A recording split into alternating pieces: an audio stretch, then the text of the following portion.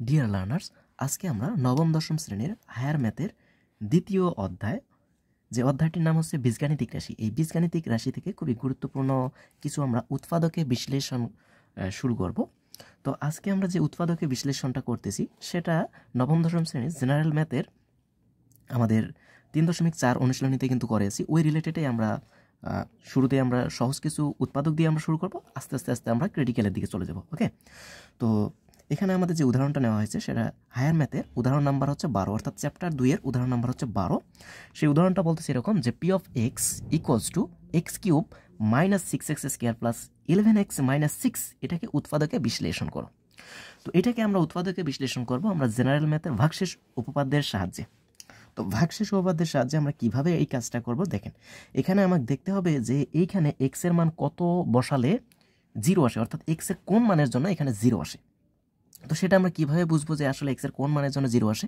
তো সেটা আমরা ক্যালকুলেটরের সাহায্যে কিন্তু খুব ইজিলি আমরা এই কাজটা করতে পারি। কি করব দেখেন, আমরা ক্যালকুলেটর নিলাম। ক্যালকুলেটরে প্রথমে আমরা যে সমীকরণটা আছে বা যে চলক জাতীয় পদগুলো আছে সেই চলকগুলো আমরা এখানে উঠাই নিব। তো প্রথমে আছে এক্স কিউব, আমি এক্স দিয়ে আর কি করতেছি, x cube minus 6x square plus 11x minus 6। ওকে, তো আমি উঠাই নিলাম, ইকুয়াল দিলাম, সমস্যা নেই। এখানে যত আসলো এটা আমাদের কোনো ফ্যাক্ট না, এটা কিন্তু আমাদের আনসার না।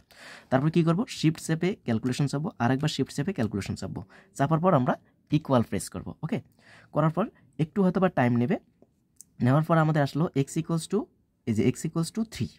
তার মানে এক্স এর মান আমরা এখানে 3 বসালে কিন্তু 0 আসবে। আসলে কি তাই?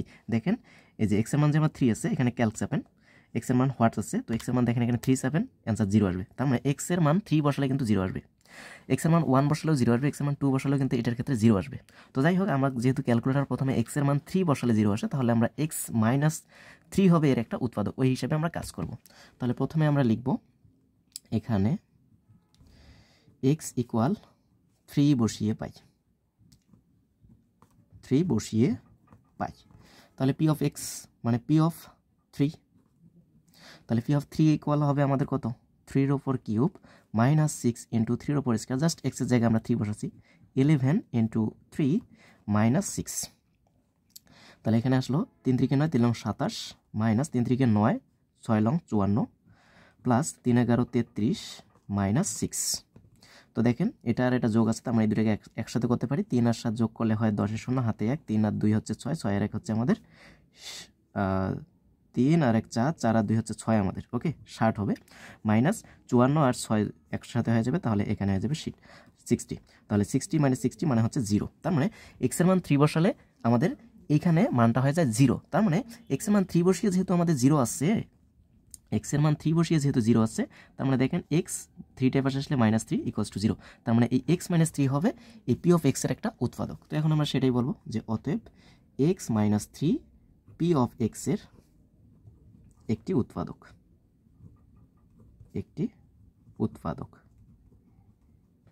ওকে, তো উৎপাদক লিখে ফেলাম। এখন তাহলে আমরা কাজ করব।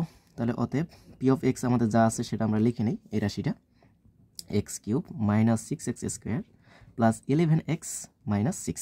এরপর আমরা কী করবো, একটা লাইন স্কিপ দিয়ে পরের লাইনে আমরা কাজ করি। ওকে, তো আমি একটু সামনের দিকে নিতেছি। ওকে, এই ভাগশেষ উপপাদ্যের আমাদের কাজটাই হচ্ছে এরকম যে এই প্রদত্ত প্রশ্নটা আমরা লিখে তারপরে একটা লাইন স্কিপ করে পরের লাইনে আমরা কাজ করব। তো পরের লাইনে আমরা কী কাজ করবো দেখেন, এখানে কিউব আছে, তার মানে এখানে আমাদের 3টা উৎপাদক আসবে। তার মানে এক্স মাইনাস 3 যে এর একটা উৎপাদক, তার মানে এক্স মাইনাস 3 আমাদের 3 জায়গায় আসবে।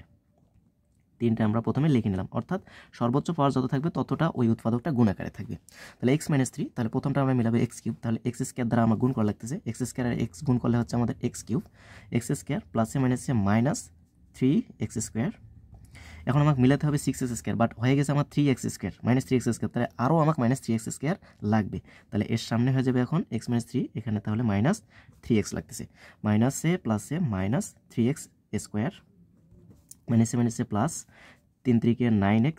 ওকে, বাট আমাকে লাগবে দেখেন 6x স্কোয়ার মিলে গেছে, 3 আর 3 6x স্কোয়ার হয়ে গেছে, আর 11x এখন মিলাতে হবে। তো আমার হয়ে গেল এখন 9x, তাহলে আরও 2টা x লাগবে, তার মানে অবভিয়াসলি প্লাস 2x লাগবে। তার মানে এই 2 দ্বারা গুণ করলে তো হয়ে যাচ্ছে প্লাস 2x প্লাসে মাইনাসে মাইনাস 3 2 6। তাহলে আমরা আলটিমেটলি এখানে কত পাইলাম, যেহেতু x মাইনাস 3 সবার সাথে গুণ অবস্থায় আছে, তো আমরা কমন নিলাম, তাহলে এখানে থাকলো x square minus 3x plus 2। ওকে, আশা করি এতটুকু বুঝতে পারছেন। তো এখন দেখেন এটাকে কিন্তু আরও মিডল টার্ম আমরা করতে পারি, এটাকে আমরা মিডল টার্ম আমরা করতে পারি, বা ভাগশেষ উপপাদ্যের সাহায্যে আপনারা এটা কিন্তু করতে পারেন যে এক্সের মানে এখানে 1 বসালে কিন্তু 0 আসবে, করতে পারেন। আমি এখানে জাস্ট ডিরেক্টলি মিডল টার্মে করে দিতেছি যে এক্স স্কোয়ার 3xকে ভাঙালে আমরা -2x প্লাস -2x - x পাচ্ছি আর +2। ওকে, তাহলে x - 3, তাহলে এখানে আমরা কাজ করলে পাচ্ছি দুইজনের কাছ থেকে আমি x কমন নিলাম, তাহলে x - 2 পাবো, এখানে -1 কমন নিলে x - 2। ওকে, তাহলে x - 3 আছে, x - 2 দুই জায়গায় আছে, আমি x - 2 একটা কমন নিলাম, তাহলে এখানে x আর এখানে হচ্ছে আমাদের -1। তো এই হচ্ছে আমাদের উৎপাদক। ওকে, এই হচ্ছে আমাদের কাঙ্ক্ষিত ফলাফল, অর্থাৎ উৎপাদকে বিশ্লেষণ করতে বলছে, এই হচ্ছে আমাদের উৎপাদক, অর্থাৎ 3টা উৎপাদক কিন্তু আমরা পাবো। জানি যে পাওয়ার আমাদের যেহেতু 3 আছে, তার মানে আমাদের সর্বোচ্চ উৎপাদক কিন্তু আমাদের 3টা উৎপাদকেই আসবে এখানে। ওকে, যতটা পাওয়ার থাকবে ততটা কিন্তু উৎপাদক আকারে থাকবে। তো দেখেন 1টা 2টা 3টা উৎপাদকেই আছে। তো আশা করি বুঝতে পারছেন। এরপরও যদি কারো কোথাও কোনো ধরনের প্রশ্ন থেকে থাকে আপনারা নির্দ্বিধায় প্রশ্ন করতে পারেন। সাথেই থাকুন। ধন্যবাদ সবাইকে।